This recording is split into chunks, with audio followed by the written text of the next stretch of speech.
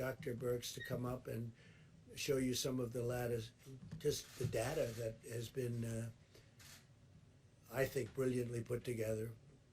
And right after that, I'm going to ask Dr. Fauci to speak. And Mike Pence is going to give you some of the recent events that have taken place and some of the statistics that we have that I think will be very interesting here. Thank you very much. Please, Dr. Thank you, Mr. President. If I can have the first slide, please. So always, and that's what this slide is labeled, is goals of community mitigation. Really highlighting that this begins in the middle and the end with community. It is community and the community of the American people that are going to have to do the things for the next 30 days to make a difference. I think you know from that large blue mountain that you can see behind me, and I just want to thank the 5 or 6 international and domestic modelers from Harvard, from Columbia, from Northeastern, from Imperial, who helped us tremendously. It was their models that created the ability to see what these mitigations could do, how steeply they could depress the curve from that giant blue mountain down to that more stippled area. In their estimates, they had between 1.5 million and 2.2 million people in the United States succumbing to this virus without mitigation. Yet through their detailed studies and showing us what social distancing would do, what would happen if people stayed home, what would happen if people were careful every day to wash their hands and worry about touching their faces, that what an extraordinary thing this could be if every American followed these. And it takes us to that stippled mountain that's much lower, a hill actually, down to 100 to 200,000 deaths, which is still way too much. Next slide, please.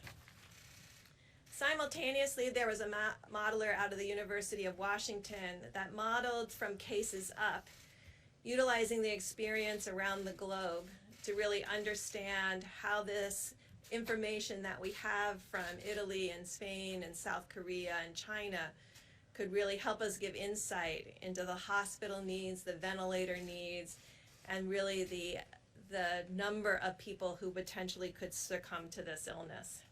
It is this model that we are looking at now that provides us the most detail of the time course that is possible. But this model assumes full mitigation. It's informed every morning or every night by the reality on the ground coming in from New York, New Jersey, and around the United States, and is modeled and informed every morning so that it is adjusted so it is up to date every day.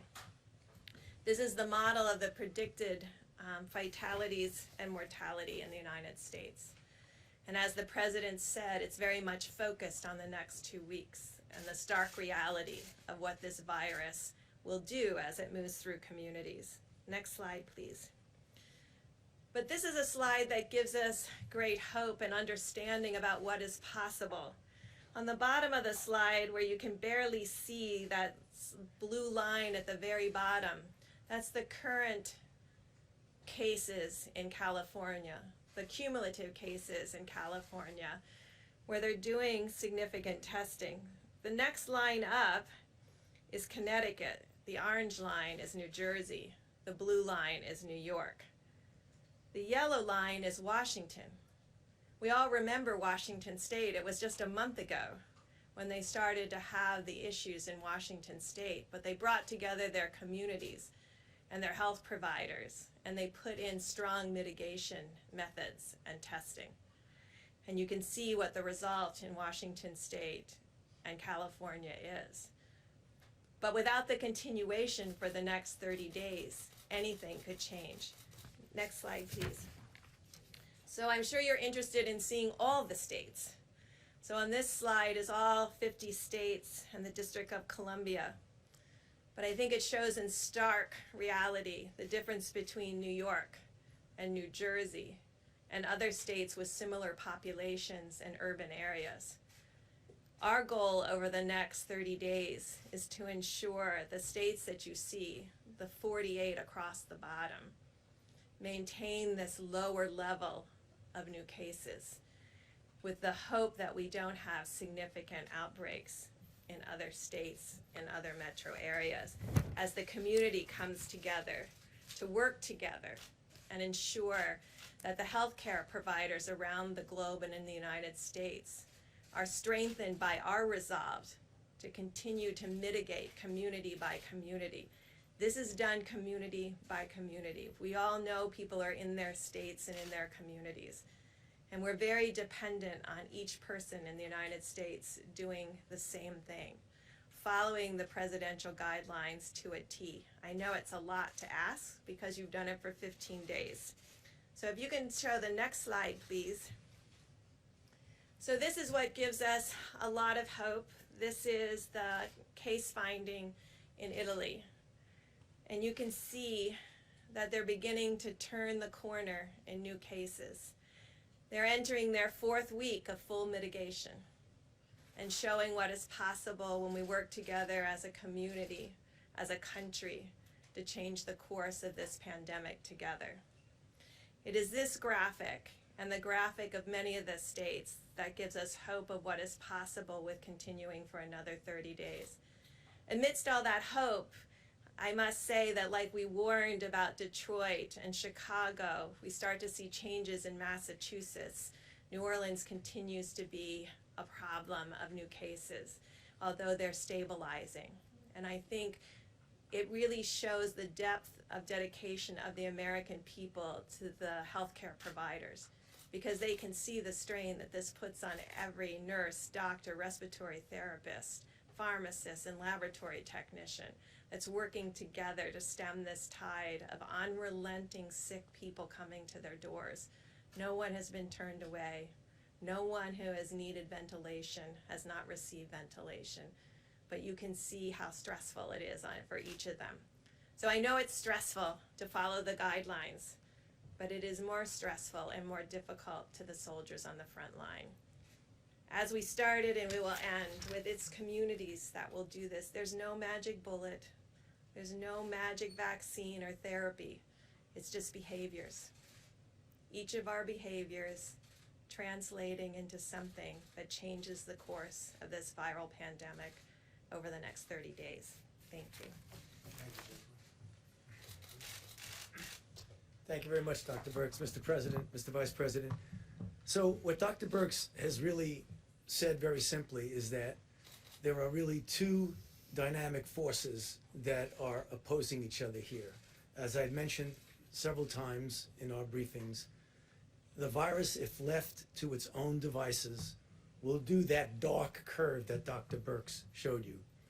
The other dynamic force is what we are doing, what we're trying to do, and what we will do in the form of mitigation. Now, these are very revealing bits of data, because you saw what happened in Italy, where you make the turn around the curve and you go. That doesn't happen all at once. It's a stepwise fashion. And if I explain the steps, which I will, you'll see why we are really convinced that mitigation is going to be doing the trick for us. Because what you have is you have an increase in new cases at a certain rate. When the increase in new cases begin to level off, the secondary effect is less hospitalizations, the next effect is less intensive care, and the next effect is less deaths. The deaths and the intensive care and the hospitalization always lag behind that early indication that there are less new cases per day, the way we saw in Italy, and the way we're likely seeing, I don't want to jump the gun on it, we're seeing little inklings of this right now in New York. So what we're going to see, and that's we got to brace ourselves, in the next several days to a week or so, we're going to continue to see things go up. We cannot be discouraged by that, because the mitigation is actually working and will work. The slide that Dr. Birx showed, where you saw New York and New Jersey, and then the cluster of other areas, our goal, which I believe we can accomplish, is to get the hotspot places, the New Yorks, the New Jersey, and help them to get around that curve. But as importantly, to prevent those clusters of areas that have not yet gone to that spike, to prevent them from getting that spike. And the answer to that is mitigation. Now, the 15 days that we had of mitigation clearly have had an effect, although it's tough to quantitate it because of those two opposing forces. But the reason why we feel so strongly about the necessity of the additional 30 days is that now is the time, whenever you're having an effect, not to take your foot off the accelerator and on the brake, but to just press it down on the accelerator. And that's what I hope and I know that we can do over the next 30 days. And as I said the other day and on one of the interviews, we are a very strong and resilient nation. If you look at our history, we've been through some terrible ordeals. This is tough. People are suffering, people are dying. It's inconvenient from a societal standpoint, from an economic standpoint to go through this. But this is going to be the answer to our problems. So let's all pull together and make sure, as we look forward to the next 30 days, we do it with all the intensity and force that we can. Thank you.